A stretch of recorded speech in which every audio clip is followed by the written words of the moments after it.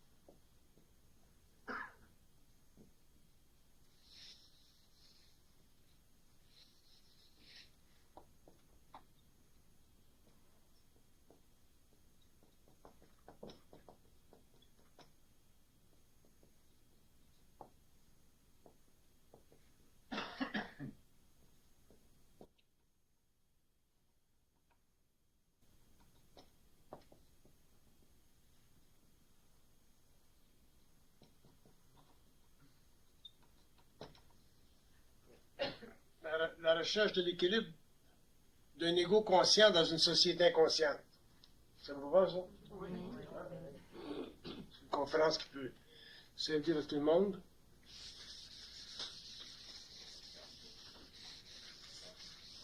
Il y a des paramètres importants pour un être. Il y a des paramètres importants pour un être conscient dans une société ou dans un environnement social inconscient qui doivent être pris en considération. Parce que l'homme est un être complexe, la société est une entité complexe, et les deux complexités doivent s'unifier, s'équilibrer. Et ça, c'est pas facile parce que on a tendance, de par notre nature, on a tendance à donner plus d'importance aux forces sociales qu'à nos forces personnelles. La société crée un imprimatur chez l'homme qui le prédispose à perdre son identité très rapidement, surtout dans un temps moderne comme aujourd'hui, et recouvrir le terrain qu'on a perdu, c'est un travail très sérieux, c'est un travail important, et c'est un travail essentiel, surtout pour un être qui est conscient, ou pour un être qui a une compréhension un petit peu plus avancée des mécanismes occultes de la vie. Donc, il y a des paramètres. Je vais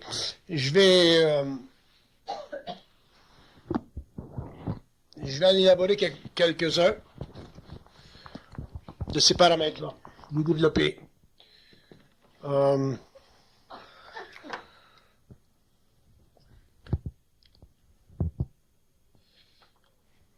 Si je le fais au niveau de la voyance,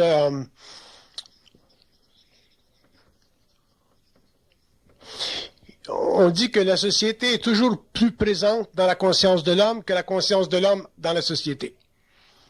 Donc, les forces sociales, la société, ce qui aide à la création de notre personnalité, c'est toujours plus présent en nous que nos propres forces, notre propre conscience. Donc, ça crée déjà un déséquilibre. Deuxièmement, la société impose toujours sa volonté sur l'homme, de par sa nature. Les forces sociales imposent leur volonté sur l'homme, et si l'homme n'a pas suffisamment de conscience et n'a pas suffisamment de volonté, il se produit un autre état de déséquilibre. Ensuite, la société, elle est toujours à la recherche de faiblesse chez l'homme. C'est comme ça qu'elle se nourrit, d'ailleurs. Donc, la société, les forces sociales, non pas nécessairement d'une façon volontaire. Ça fait partie des mécanismes obscurs d'une société inconsciente. Recherche toujours chez l'homme les points faibles pour qu'elle devienne plus puissante, plus forte, ainsi de suite. Donc, ça crée un autre niveau de déséquilibre.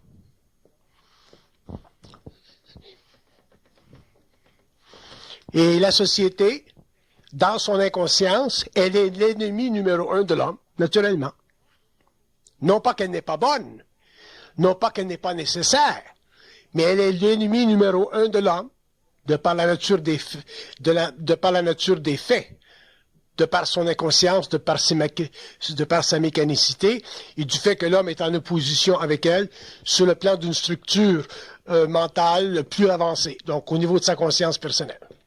Donc, qu'est-ce que l'homme fait dans une société moderne comme aujourd'hui, où il n'a pas d'identité? Ben, il perd de plus en plus de cette identité qui lui manque, et éventuellement, il devient victime de la société à tous les niveaux, que ce soit au niveau de la religion, que ce soit au niveau de la politique, ou que ce soit au niveau des forces générales que cette société déploie dans le monde. Donc, l'homme, techniquement, est un être qui est toujours à la recherche de son équilibre. Il peut chercher l'équilibre dans la sexualité, le plaisir. Il peut chercher l'équilibre dans la puissance financière, dans l'argent. Mais cet équilibre-là, c'est toujours un équilibre qui est temporaire. Si l'homme ne trouve pas d'équilibre intérieur, c'est-à-dire s'il ne développe pas de centricité, à ce moment-là, ces choses-là ici sont des avenues temporaires pour lui et éventuellement, il sera affecté parce que ces éléments-là sont totalement instables. La sexualité, c'est instable. L'argent, c'est instable. La seule chose qui est stable chez l'homme, c'est... vous avez une chaise ici. La seule chose qui est stable chez l'homme, c'est sa conscience. Ou la seule chose qui peut devenir stable chez l'homme, c'est sa conscience. Donc, je veux regarder ces aspects-là avec vous, parce que nous vivons dans un temps où les hommes se posent des questions. Et souvent, ils se posent des questions d'une manière rationnelle, et ils tentent de donner des réponses ou de se donner des réponses par la voie de la raison, et vous ne pouvez pas vous donner des réponses par la voie de la raison, parce que déjà, la voie de la raison, elle est contaminée par une conscience qui est réfléchie, c'est-à-dire par une conscience qui n'a pas toutes les réponses. Donc, si vous avez une conscience qui n'a pas toutes les réponses, vous êtes déjà dans une situation d'affaiblissement parce que la conscience qui va vous répondre, la conscience qui va vous donner des réponses, c'est-à-dire la conscience rationnelle, elle va à court ou à long terme vous induire en erreur parce que vous avez des émotions, vous avez des pensées qui sont fragmentées, vous avez un univers mental qui n'est pas réel dans ce sens qu'il est purement réflectif et qui est basé sur des opinions personnelles que souvent la société vous fournit pour vous permettre en tant que personne pensante de développer une sorte d'identité intellectuelle. Donc, ça vous mène nulle part. Donc, ce que l'homme a le plus de besoin, c'est une conscience mentale qui s'éloigne de plus en plus de ce que l'ego recherche, c'est-à-dire la vérité. Le plus grand problème de l'homme sur la Terre aujourd'hui, c'est la recherche de la vérité. Parce que si vous recherchez la vérité et que vous êtes dans les pays d'Arabie, si vous recherchez la vérité et que vous êtes en Afrique, si vous êtes en Chine, vous allez toujours trouver des réponses qui ne sont pas universelles. Donc à ce moment-là, ces réponses-là ne vous servent pas en tant qu'être conscient. Elles vous servent simplement en tant qu'âme en voie d'expérimentation dans un pays ou dans un autre. Mais ça, ce n'est pas de la conscience. La conscience, c'est universelle. Que vous soyez en Chine, en Afrique, en Europe, c'est universel, la conscience. Donc, un homme qui veut rétablir un certain équilibre dans son corps mental, donc dans sa conscience pensante, il doit commencer à s'habituer, à s'éloigner petit à petit de la recherche de la vérité. Parce que la vérité, elle est polarisée. Ce qui est vrai pour vous, ce n'est pas vrai pour un autre. Donc l'homme doit tendre de plus en plus vers le réel. Et le réel, il est universel, mais le réel ne s'atteint que graduellement au fur et à mesure où la recherche de la vérité s'éteint. Donc, au fur et à mesure où la recherche de la vérité s'éteint, le réel commence à apparaître. Et dans l'évolution, c'est-à-dire dans cette nouvelle phase de développement chez l'homme qui passe de l'involution à l'évolution, l'homme éventuellement en arrivera à comprendre ceci, que plus on est éloigné de la vérité, plus on rentre dans le réel. Pourquoi? Parce que le réel fait partie ou crée la distinction nécessaire dans la conscience mentale entre l'homme qui pense et l'homme qui reçoit de l'information. Et en général, les hommes sur la Terre pensent. Ce sont des êtres pensants. Mais ils ne reçoivent pas d'informations. Et recevoir de l'information pour un être humain, ce n'est pas facile parce que ça nécessite chez lui un déplacement dans son ego. Et l'homme n'est pas, surtout l'homme moderne, le rationnel, il n'est pas à l'aise avec ce déplacement psychique dans sa conscience. Parce que l'ego veut toujours sa place. L'ego veut toujours contrôler. Donc, tant que l'ego contrôle, il recherche la vérité, mais le réel ne peut pas pénétrer pour permettre finalement à l'homme de se créer un nouvel équilibre dans une société qui est très complexe. Un être aujourd'hui qui veut comprendre la société ou ses mouvements ou sa dynamique par la voie rationnelle, ben, il va lire des livres toute sa vie. Et quand il aura lu des livres toute sa vie, il y aura d'autres générations après lui qui liront des livres toute leur vie. Parce que la société, le mouvement d'une civilisation, c'est complexe à un point que l'homme, sur le plan rationnel, ne peut pas traiter avec cette réalité d'une manière fonctionnelle parce que c'est trop vaste. Donc, il est obligé de passer à un autre niveau, au niveau de l'information, au niveau de l'intuition, au niveau d'un guide qui lui communique de l'information et qui le disconnecte de la vérité pour l'amener finalement dans le réel et lui faire comprendre comment ça fonctionne une société par rapport à lui. Ou comment lui doit fonctionner par rapport à une société. Qu'est-ce qui vient avant? C'est la société qui vient avant? Ou c'est l'homme qui vient avant? Si on demande, s'il y a des gens là qui ont besoin de s'asseoir, là. Si on demande aux sociologues, si on demande aux politiciens, mais qu'est-ce qui vient avant? Bon, on vous dira, c'est la société qui vient avant, parce que quand l'homme n'est plus là, mais la société continue, ça c'est vrai. Mais ça, c'est une réponse partielle, c'est une réponse rationnelle, parce que qu'est-ce qui est plus important pour l'homme en tant qu'individu? Qu'est-ce qui est plus important pour un être en tant qu'individu? C'est lui. Qu'est-ce qui est de plus important dans votre vie que vous? C'est vous. Il n'y a rien de plus important que vous. Même si la société vous dit, bon, l'État, c'est plus important que l'individu, ça, c'est sur le plan théorique. Mais sur le plan de la réalité, qu'est-ce qui est le plus important? C'est vous. Et ça, c'est la même réponse pour tous les hommes. Mais les hommes ont de la difficulté à traiter avec cette réalité-là lorsque la société s'impose. Lorsque la société dit, bon, ben, le travail, la guerre, les religions, c'est plus important que toi en tant qu'individu. Ça, c'est la société qui le dit. Mais si l'homme a une conscience personnelle qui est capable de dépasser la polarité ou l'idéologie de la société, à ce moment-là, l'homme peut commencer finalement à savoir, au lieu de penser. Et à partir du moment où l'homme commence à savoir au lieu de penser, mais là, le problème social, pour lui, n'existe plus. Il existe dans ce sens qu'il y a un temps avant qu'il puisse s'équilibrer avec la société. Mais sur le plan psychique, le problème social n'existe plus. Pourquoi? Parce qu'il n'y a plus d'ambivalence chez l'ego. Il n'y a plus d'ambivalence. C'est l'ambivalence de l'homme qui est à la source de son problème. Que vous soyez médecin, que vous soyez professeur, que vous soyez menuisier, que vous soyez n'importe quoi, c'est l'ambivalence, ou que vous soyez en amour, c'est l'ambivalence de votre ego par rapport à ces expériences-là qui vous créent de la souffrance. Si vous n'aviez pas d'ambivalence, vous n'auriez pas de souffrance. Autrement dit, si vous n'étiez pas à la recherche de la vérité, dans le travail ou dans vos amitiés ou dans vos amours, vous n'auriez pas de problème. Vous seriez point final.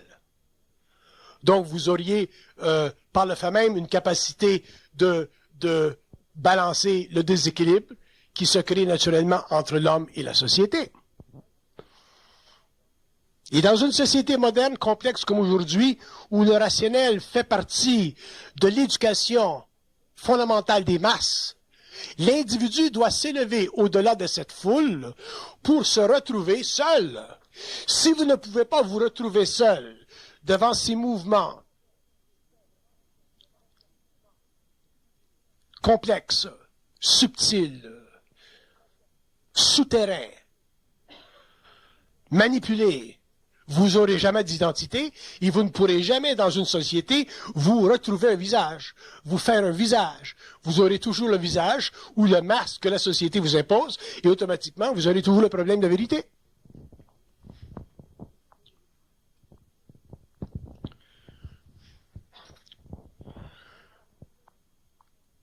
Donc, à la fin du 20e siècle, à partir du moment où l'homme prend conscience, qu'il universalise sa conscience, qu'il commence à comprendre les mécanismes obscurs de la pensée pour la première fois depuis l'évolution, et que finalement, il commence à se libérer de l'idéologie contraignante des philosophies et des religions, l'homme peut commencer finalement à se créer de nouvelles structures mentales.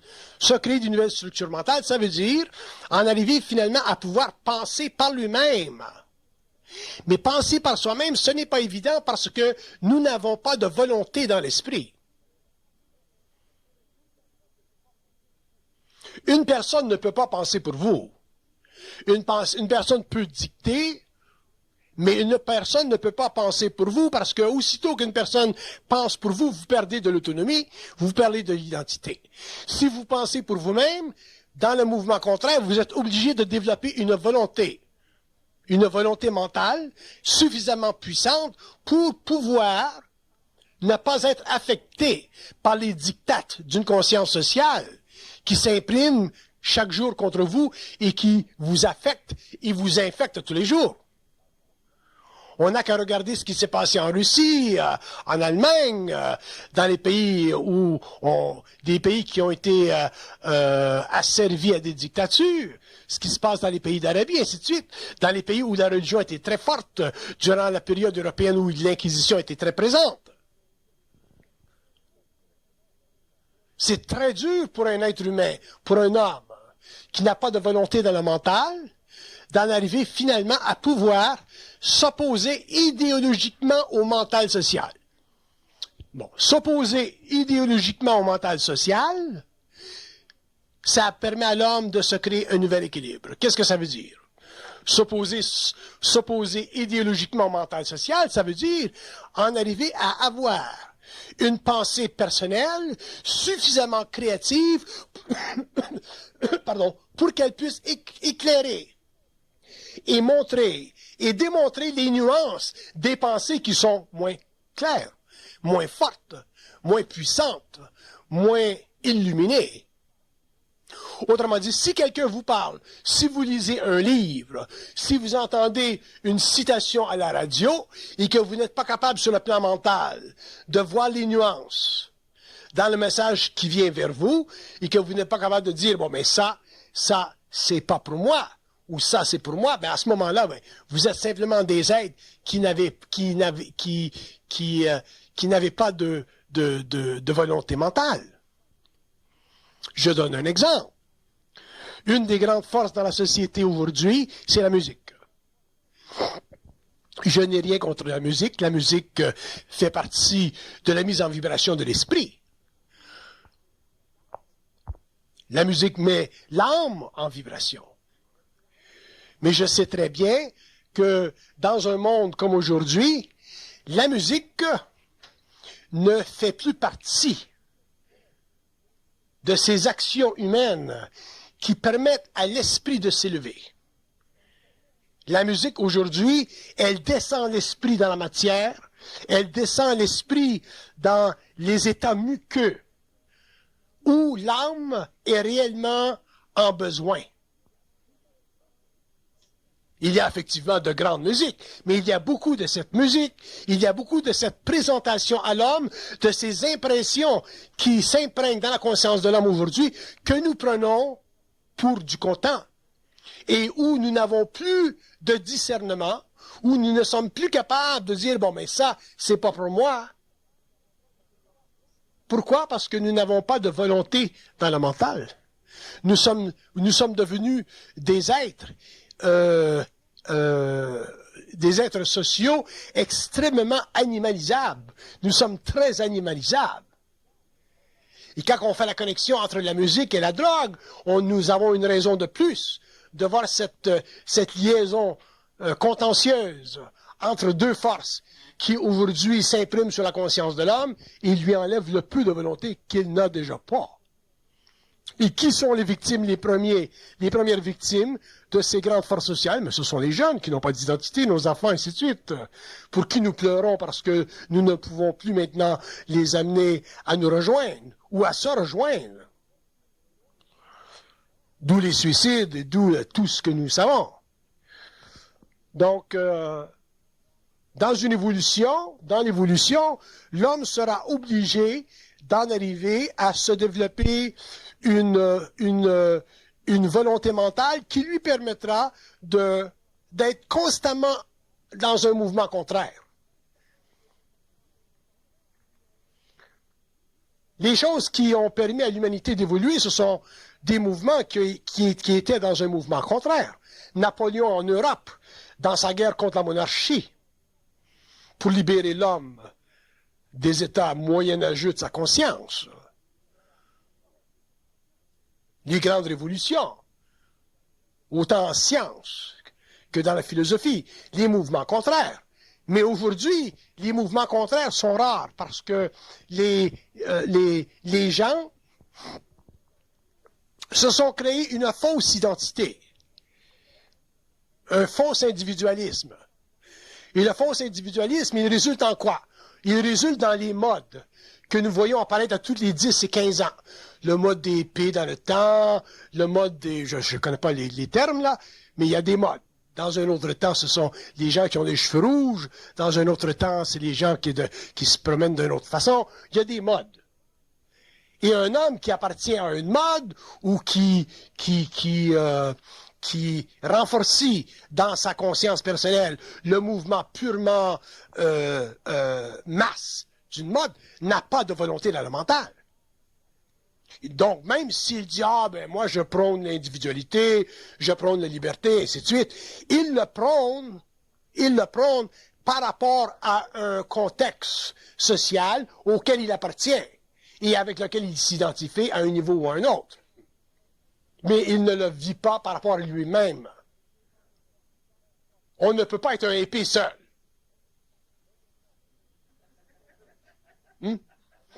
Je n'ai jamais vu un épée seul. Un épée. Si on voyait un épée, ou un être, comme on appelle ces jeunes, un punk seul, pas de problème. Moi, je suis punk, je me déclare punk, je lui suis le seul sur la terre. Ça, c'est pas un problème. Ça, c'est de l'identité, mais ça n'existe pas. Ça n'existe pas un punk seul, ou un épée seul.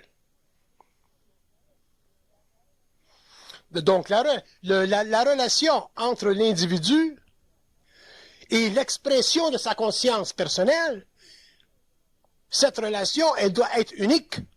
Si elle n'est pas unique, vous avez un mouvement social qui est contentieux, qui semble révolutionnaire, qui semble prôner l'individualisme, mais qui, dans le fond, est simplement une manière d'être, afin de se créer une fausse identité parce que nous n'en avons pas.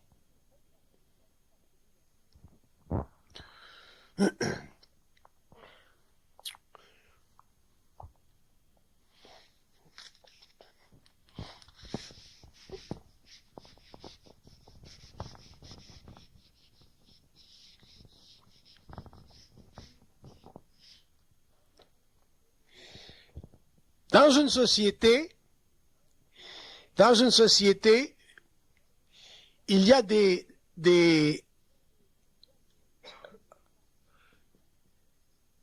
étapes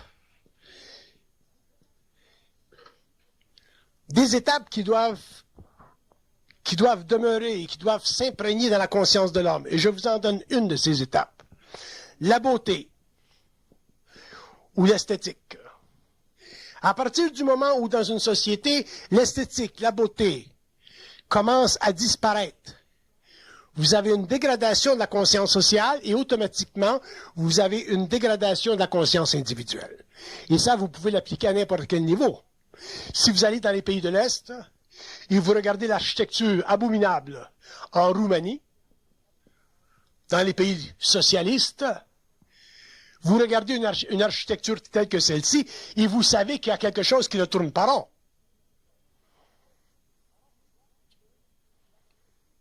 Pourquoi? Parce que l'architecture s'est éloignée des canons de la beauté classique ou des canons de la beauté mondiale ou des canons de la beauté de l'esprit. Il n'y a plus de beauté dans ces pays-là. Ce sont des pays qui se sont vendus complètement au fonctionnalisme, au pragmatisme idéologique. Donc, ce sont des pays qui n'ont plus d'âme. Et quand les nations n'ont plus d'âme, imaginez-vous ce que les hommes possèdent. Rien. Ils deviennent des locumènes. Donc, dans nos pays, nous avons la même chose, parce que nous sommes aussi coupables de l'élimination dans nos vies de la beauté. Et nous regardons les modes, par exemple. Nous regardons les cinémas, certains cinémas, par exemple. Nous regardons certaines musiques, par exemple. Là, vous allez dire, bon, ben, la beauté, c'est pas universel, ça se discute. Moi, je suis un artiste, j'aime ce genre de tableau, ou j'aime ce genre de musique, et ainsi de suite. Je vais dire oui, effectivement. Mais alors, vous allez dire, mais comment on peut universaliser la beauté? La seule chose qui peut universaliser la beauté, c'est la conscience. Si vous prenez un être conscient, 2 êtres conscients, 3 êtres conscients, ils seront tous facilement adaptables à un canon de beauté, parce que leur esprit sera mis en vibration. Ils n'auront pas nécessairement la même sensibilité par rapport à la beauté, ou par rapport au canon de la beauté, mais ils seront tous en vibration. Autrement dit, ce qui est beau, c'est beau. Ils diront ce qui est beau, c'est beau. Je ne peux pas expliquer pourquoi, mais ce qui est beau, c'est beau. Ça élève ma vibration. Alors qu'aujourd'hui, nous sommes rendus dans une situation où, même dans l'éducation, il n'y a plus de beauté. Quand il n'y a plus de beauté dans l'éducation, l'éducation est faite. Parce que la beauté dans l'éducation permet un ordre. L'ordre permet la relation entre le prof et l'étudiant. Donc, il maintient dans l'éducation l'autorité créative. Je ne parle pas de l'autorité dictatoriale, mais je parle de l'autorité créative. Maintenant, il n'y a plus d'autorité créative dans l'éducation.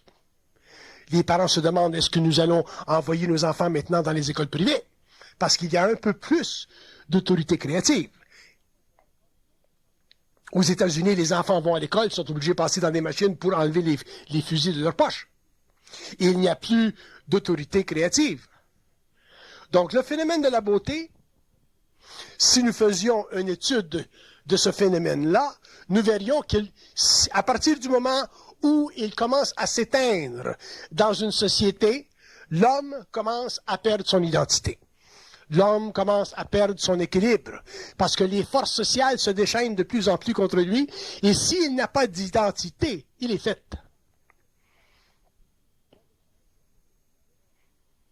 Moi, je me rappelle, il y a quelques années, j'étais en Suisse et je me promenais, il était peut-être, je ne sais pas moi, 11 heures le soir, avec ma femme et ma fille, et c'était tranquille, c'était beau, on regardait, ainsi de suite.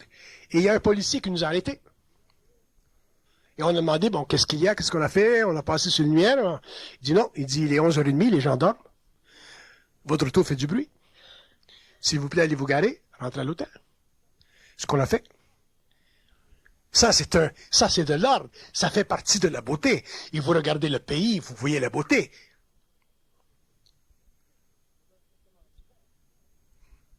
Je donne simplement un exemple.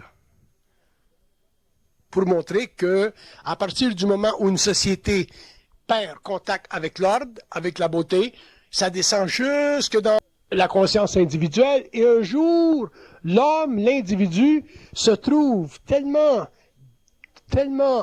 débalancé par rapport à ces grandes forces qui s'abattent sur lui, que là, il se crée un phénomène particulier. J'appelle ça la mort dans l'âme. La mort dans l'âme, ça veut dire que l'homme, le jeune, surtout les jeunes aujourd'hui qui n'ont pas d'expérience, vivent cet état psychologique qui semble leur créer l'impression qu'ils sont enfermés dans une bulle, qu'il n'y a pas d'air, il n'y a pas de sortie. S'il fallait qu'il m'arrive ceci, je suis foutu. Si je perds ma job, je suis foutu. Si je perds mon chum, je suis faite. L'homme n'a plus de sortie. Et ça, c'est très dangereux. Pourquoi? Non pas parce que s'il perd sa job, il est foutu, ou il pense qu'il est foutu, ou s'il perd sa blonde, il pense qu'il est foutu, mais parce qu'il n'a plus de ressources. Et ne plus avoir de ressources, ça veut dire que nous avons perdu le contrôle de soi. Parce que c'est une illusion qu'une personne aujourd'hui ne se retrouve pas un autre job ou ne se retrouve pas un autre ami. C'est plein de femmes qui cherchent des hommes. C'est plein d'hommes qui cherchent des femmes. C'est plein de jobs qui cherchent des employés merveilleux. Plein. Mais les hommes sont pas prêts.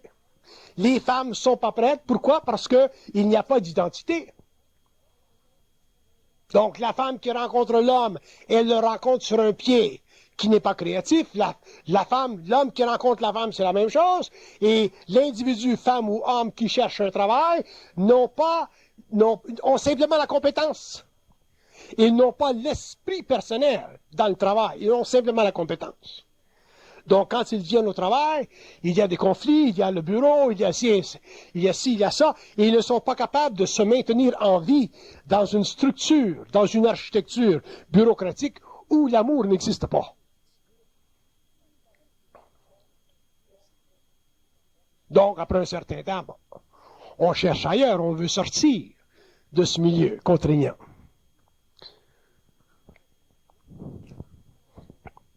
Et le problème de l'homme, c'est qu'on a été mal éduqué. Ça veut dire quoi, ce mal éduqué? Ça veut dire qu'on n'a pas été expliqué comment fonctionne l'ego, comment fonctionne la pensée, comment est manipulé l'ego dans ses émotions, dans ses relations humaines ou dans le travail.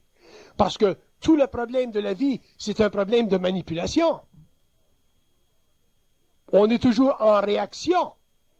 On est en réaction dans l'amour, on est en réaction dans le travail, et un être humain qui est en réaction n'est pas capable de puiser dans ses ressources, parce qu'il est aveuglé temporairement, et s'il est aveuglé beaucoup, à ce moment-là, il perd tous ses moyens, il tombe en dépression, les portes se ferment, et il est de plus en plus emprisonné dans une cloison dont il ne peut plus se libérer. Il y a des gens qui, à un certain âge, n'ont plus d'espoir. Ne plus avoir d'espoir, c'est ne plus avoir de ressources. Là, vous allez dire, bah ouais, mais si vous avez de l'argent, vous avez des ressources. Mais c'est pas l'argent qui donne des ressources. C'est pas l'argent. L'argent, c'est un outil. Tout est outil. La blonde que vous rencontrez, le bonhomme que vous rencontrez, ce sont des outils au niveau de votre expérience de l'âme. Ce ne sont pas des ressources. C'est pas parce que vous rencontrez un beau gars ou que vous rencontrez une belle fille que votre vie, elle est réglée. Au contraire. Mais si vous avez des ressources, que le gars soit beau ou moins beau ou très laid même, vous pouvez établir des relations qui sont réellement créatives. Donc, quel est le problème des ressources? Où l'homme perd ses ressources? Si on fait un peu de voyance, l'homme perd ses ressources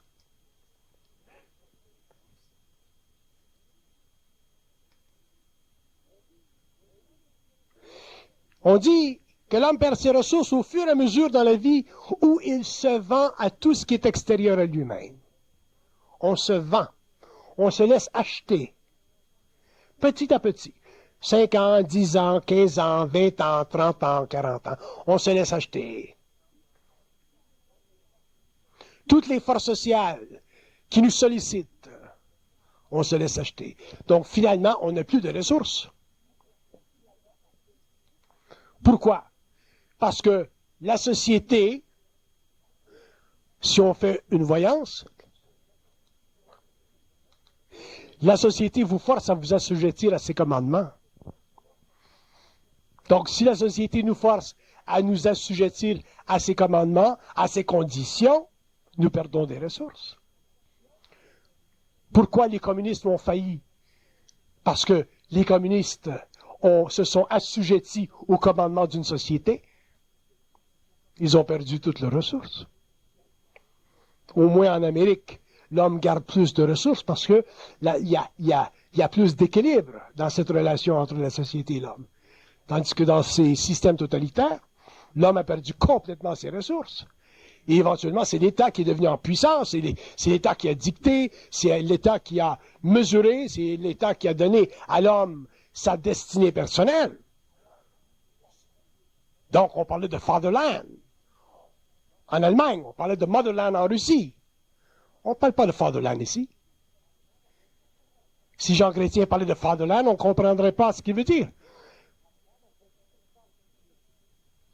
C'est un concept qui nous est totalement étranger. Pourquoi? Parce que nous avons gardé un peu de nos propres ressources. C'est ça la démocratie. Mais dans une société complexe, mécanique, moderne comme aujourd'hui, si l'homme ne fait pas attention, il perd ses ressources. Pourquoi? Parce que, si on fait une voyance,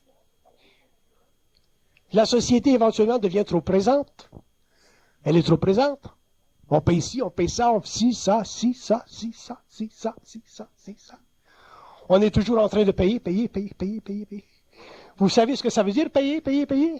Ça veut dire que vous devez. Et quand vous devez à qui? Vous devez à une entité sociale qui est puissante. Si vous ne payez pas votre carte de crédit, on vous coupe comment on dit, le crédit. Là, vous dites, je m'en fous du crédit. Vous en foutez là. Mais dans 2 ans, 3 ans, 4 ans, quand vous aurez besoin d'un auto, la société a la mémoire longue. On vous dira, il y a 15 ans, vous n'avez pas payé votre carte de crédit, monsieur. C'est dommage, vous ne pouvez pas avoir votre machine.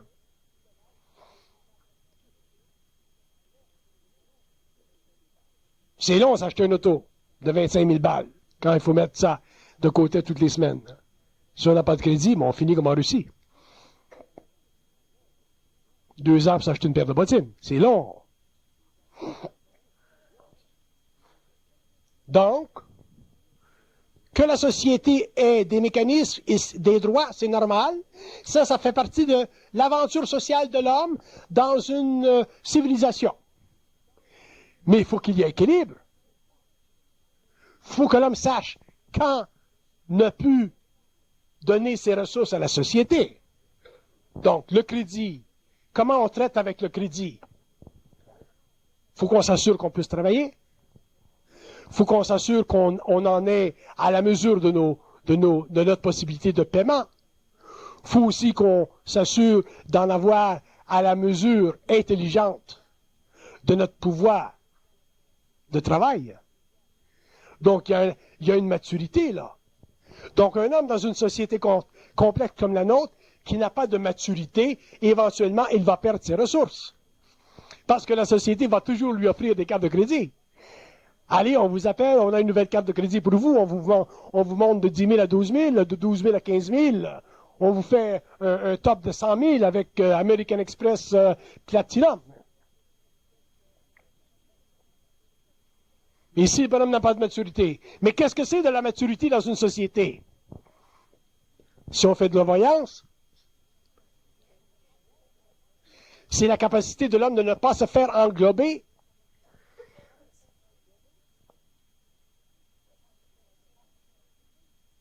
Ne pas se faire englober. Si vous allez sur la rue un soir et vous voyez une belle blonde qui vous fait un gros clin d'œil et que vous avez une femme qui vous adore et vous avez des enfants merveilleux, votre rôle, c'est pas parce qu'elle vous fait le clin d'œil, autrement dit qu'elle vous fait le crédit, que vous devez aller dans cette direction. Si vous avez de la maturité, vous ne vous faites pas englober par The Lady in Red. C'est la même chose, à tous les niveaux. Vous allez dire, bon, ben comment est-ce qu'on peut se faire englober par le travail? Vous avez un boss qui veut du rendement. Il est drogué sur la performance. C'est un CEO qui se fait bousculer par les analystes. Ça, c'est son problème. Mais si vous n'êtes pas capable de dire un jour, oh, c'est assez. Et si vous n'êtes pas capable un jour de mettre votre job on the line, il va aller chercher tout ce qu'il peut. Et rendu à 40 ans, vous aurez un burn-out. Qu'est-ce que c'est un burn-out? C'est une personne qui s'est laissée englober totalement. C'est ça le burn-out. Il faut demander à Milan s'il y a des chaises. Est-ce qu'il y a des chaises pour ces personnes-là ici? Bon. C'est ça le burn-out. Ce sont des gens qui se sont laissés englober. Moi, je connaissais quelqu'un au Parlement au Québec qui me disait, ah bon, ben, le premier ministre, il m'étouffe, il me fait travailler trop dur, je suis en train de perdre ma santé. Et ça, c'est un homme, là, un homme de 6 pieds 4, 225 livres. J'ai dit, le premier ministre est en train de te faire claquer, te sucer le sang, et tu es trop con pour lui dire d'arrêter. Mais il dit, mon job. J'ai dit, si tu claques, il n'y a plus de job. J'ai dit, si tu n'es pas assez intelligent, lundi, pour aller voir dans son bureau et dire, écoute là, Ryan, wow, c'est fini. J'ai dit, viens puis me voir.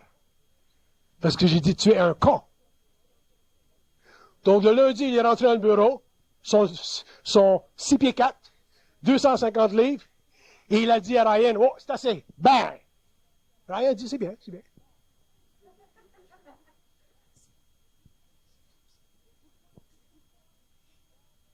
Mais pourquoi l'homme n'est pas capable de mettre un arrêt à la perte de ses ressources? Parce qu'il a peur. C'est la crainte. Nous sommes des êtres de crainte. Et si vous saviez jusqu'à quel point nos pensées sont enracinées dans de la crainte, vous seriez surpris. Et vous allez dire, comment on peut le savoir? Je vais vous dire, bon ben, quand votre blonde va vous laisser, quand votre chum va vous foutre là, et quand vous allez perdre votre job, ou que le médecin va vous dire vous avez le cancer, vous allez voir la crainte apparaître. C'est pas quand vous avez les fesses à Cuba sur la plage que vous allez voir la crainte. Et encore, il y en a qui ils vont voir le fusil et qui vont avoir la crainte. Et la crainte fait partie de la conscience de l'homme et elle a été utilisée par les forces sociales, par les religions depuis des siècles.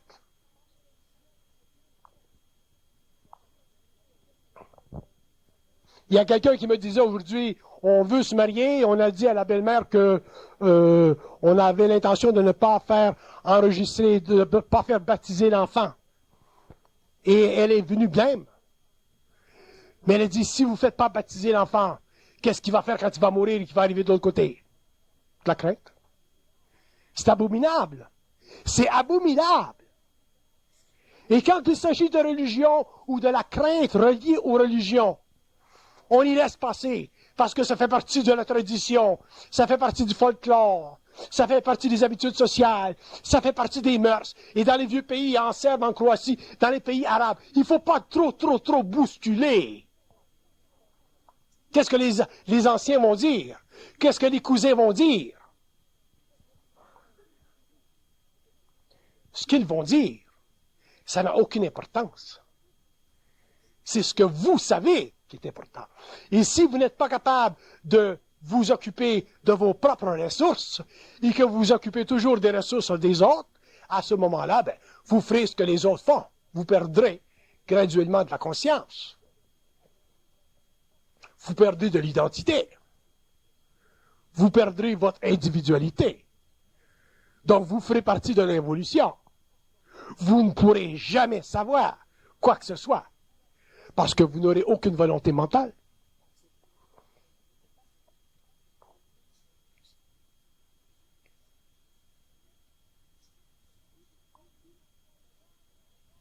Si vous croyez que l'homme peut savoir des choses à l'intérieur d'un consensus social, oubliez ça. À partir du moment où vous naissez dans une famille, vous avez perdu votre propre identité, parce que c'est la conscience de la famille qui prime. Bon, c'est évident, je n'ai rien contre la famille. La famille, elle est là pour vous amener dans le monde. Vous avez des liens karmiques entre frères et sœurs et parents, pas de problème. Dans la mesure où ces individus-là ne vous empêchent pas d'évoluer, ne vous empêchent pas de développer vos ressources, pas de problème. Mais à partir du moment où ce noyau social ou de plus grands noyaux sociaux vous empêche en tant qu'homme ou de femme d'évoluer, d'en arriver finalement à satisfaire votre intelligence, vous allez être obligé de vous mettre en opposition afin de développer une volonté mentale. Mais l'homme a peur de se mettre en opposition parce qu'il y a eu des grands avant lui qui ont pensé. Il y a Descartes qui a dit « je pense donc je suis ». Ce n'est pas parce que Descartes a dit « je pense donc je suis » que ce que Descartes a dit est réel. Si vous n'êtes pas capable en tant qu'individu de voir la différence, de voir les nuances, vous n'avez pas d'identité. Ce n'est pas parce que les gouvernements disent ben, il faut aller à la guerre que l'homme doit aller à la guerre. C'est une question existentielle, une question de conscience qui a été débattue par Schopenhauer au début du siècle.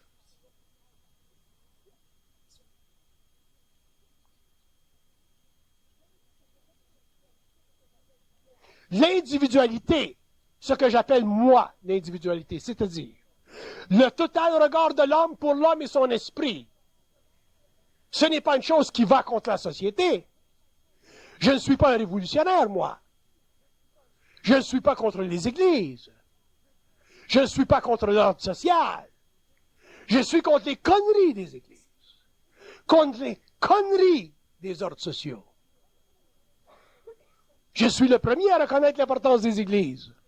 L'humanité évolue à son rythme. Je suis le premier à reconnaître l'importance de l'ordre social et de bénéficier du policier qui est à côté de moi dans la rue lorsqu'il y a des bandits à côté. Mais je ne peux pas perdre mon identité parce qu'il y a des forces dans le monde qui circulent, qui tourbillonnent constamment autour de ma tête. Je dois avoir ma tête.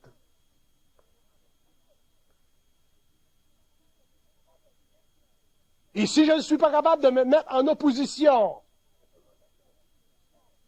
avec un mental collectif, ou ce qui ressort de mental collectif, ou d'un ordre social quelconque, je ne peux pas développer de volonté mentale. Je ne peux pas commencer à mettre le doigt sur mes ressources, parce que je puise toujours mes ressources dans la bourse sociale.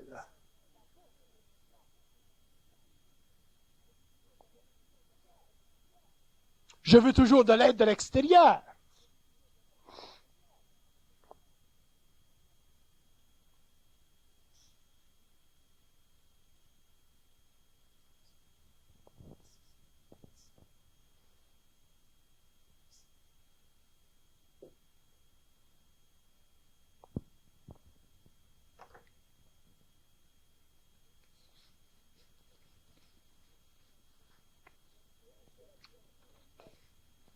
Vous allez dire, est-ce que l'homme doit défier?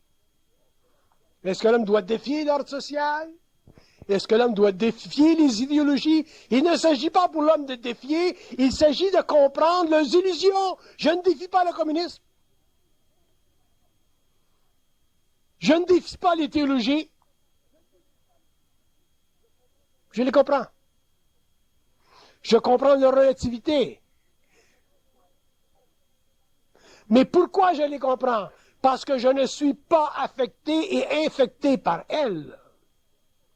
Je leur laisse leur jeu, leur temps, leur évolution. Mais moi, en tant qu'individu, je ne joue pas. Vous me dites, ah ben monsieur Bernard, il faut croire en Dieu. Je vous emmerde. Ça, c'est votre problème.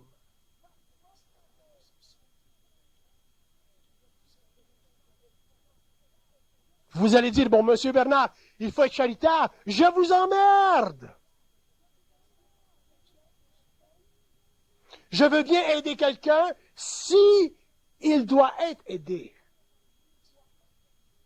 Pas n'importe qui.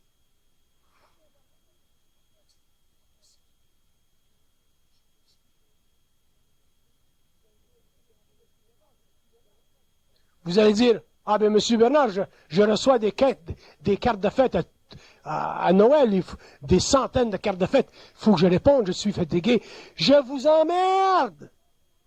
Moi, j'ai dit à tout le monde, n'envoyez pas de cartes de fête chez moi, je ne réponds pas. Vous m'imposez quelque chose. Vous m'imposez your Christmas spirit.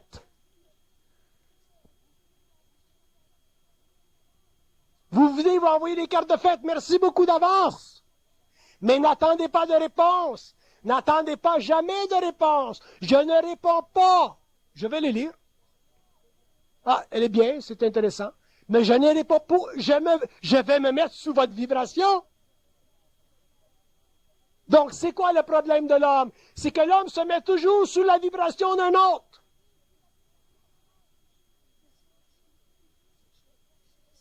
Et c'est très dur pour certains individus qui viennent de certains coins, certains groupes, certains peuples, de ne pas se mettre sous la vibration d'un autre. Pourquoi? Parce qu'on a le sens de la culpabilité. Pourquoi? Parce qu'on n'a pas de volonté mentale. Un homme qui a de la volonté mentale n'a pas de culpabilité. C'est quoi de la culpabilité?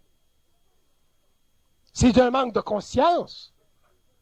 C'est un manque de compréhension de soi. C'est un manque de compréhension de la valeur relative des événements qui nous affectent. C'est de la connerie spirituelle pure, utilisée par les religions et les systèmes pour nous garder de plus en plus dans une ignorance personnelle de soi. Et ça affecte tous les aspects de notre société. Ça affecte la femme lorsqu'elle a un enfant. Lorsqu'elle a un enfant qu'elle ne peut pas mettre au monde, qu'elle ne veut pas mettre au monde. Ça l'affecte dans sa décision en ce qui concerne l'avortement. Ça affecte tout. Nous sommes constamment affectés par des cons qui pensent. Nous sommes constamment affectés par des cons qui pensent. Et les cons qui pensent avec d'autres cons au début qui ont pensé avant eux. Et nous lisons des livres avec des citations. Le monsieur, il a dit telle chose. Je repose ma tête sur ce qu'il a dit. Et l'autre, il a dit, je repose ma tête sur ce qu'il a dit. Et le premier qui a dit quelque chose était en erreur. Donc tout le reste sont en erreur. Et si un type fait une thèse à l'Université de Montréal qui n'a pas de citation, on ne lui donne pas. De quel droit avez-vous de parler d'eux sans citer vos pères ou vos grands-pères? C'est pour ça que dans l'évolution, l'homme sera obligé de totalement repenser sa relation avec la société. Non pas dans un esprit de révolution, c'est de l'apprentissage de la révolution.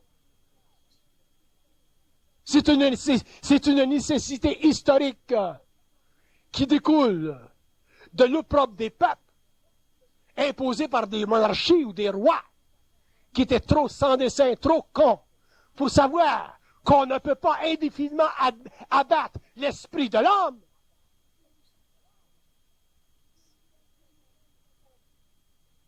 Si Louis XVI avait compris, si ses prédécesseurs avaient compris, il n'y aurait pas eu de révolution en France.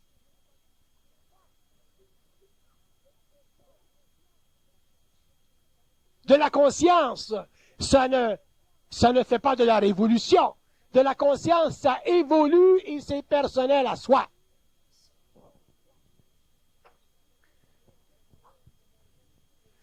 Il y a quelqu'un cette semaine qui me montrait un film qui a été fait concernant les forêts québécoises. Un film qui s'intitule L'erreur boréale. Je ne sais pas si vous avez entendu parler. C'est abominable ce qu'ils ont fait là. Et la personne qui m'a montré ce film, elle était totalement affectée par ce qui s'est produit. J'ai dit, un être qui est conscient ne peut pas se laisser affecter par les stupidités de l'humanité. Vous allez mourir. Vous allez crever.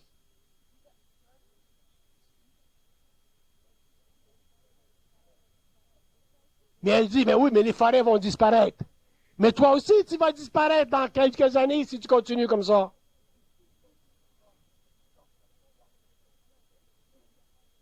Donc, elle demande la prochaine question. Mais est-ce qu'il n'y a pas l'homme n'a-t-il pas de responsabilité par rapport à la société? Dans l'évolution, oui. Nous avons eu des responsabilités par rapport à la société. Il y a des individus qui sont morts dans ce processus-là. Il y a des individus qui sont devenus puissants dans ce processus-là. Et dans l'évolution, l'homme conscient n'aura aucune responsabilité par rapport à la société. Pourquoi? Parce qu'il respectera toujours l'ordre social.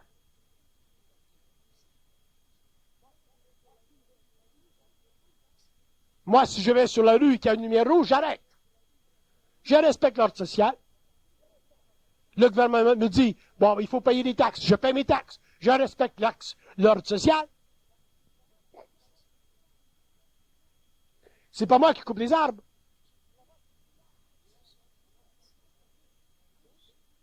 Et là, la grande question va venir. Mais oui, mais vous lisez des journaux.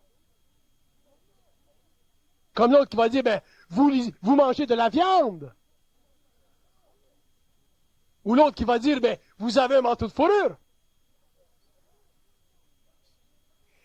Et à ce point-là, les hommes n'ont jamais été capables de répondre devant la fine ligne, la ligne qui sépare la responsabilité sociale de l'individu et sa conscience personnelle. Dans le passé, on n'a jamais regardé la conscience personnelle. On regardait l'individu et sa responsabilité sociale. Donc, si vous lisez des journaux, vous êtes responsable de la destruction de la forêt. Si vous avez un manteau de poil, vous êtes responsable de la destruction des animaux. Ça, c'est l'ego qui rationalise le déséquilibre entre les forces sociales et l'humain. Mais un homme qui est conscient ne vit pas ça. Et vous allez dire, bon, de quel droit un homme conscient peut lire? De quel droit un homme conscient peut avoir un manteau de fourrure? De quel droit un homme conscient peut manger de la viande? Lorsqu'il sait que les animaux s'abattent ou que les arbres s'abattent et que les autres choses sont abattues. De quel droit? Avez-vous la réponse? Je vais vous faire une voyance sur la réponse. Donc, vous ne pourrez pas dire que ça vient de l'ego. L'esprit est indépendant des forces de l'âme. L'esprit est indépendant de ce qui se passe sur la terre. L'esprit n'est pas dans la forme. Si l'homme est dans l'esprit, il n'est pas prisonnier de la forme. Donc, il n'est pas prisonnier de la forêt, il n'est pas prisonnier des animaux qui se font abattre, il n'est pas prisonnier des autres choses qui tournent mal ou qui vont mal dans le monde. Pourquoi? Parce qu'il n'a pas de karma social. Pourquoi? Parce qu'il ne pense pas. Pourquoi? Parce qu'il sait. Pourquoi? Parce que il n'est plus dans son âme. Il est là le problème de l'homme. L'homme est dans son âme, il est dans sa mémoire, il est dans les relations avec sa race, il est dans ce merdier abominable créé par sa race. Il n'est pas dans son esprit.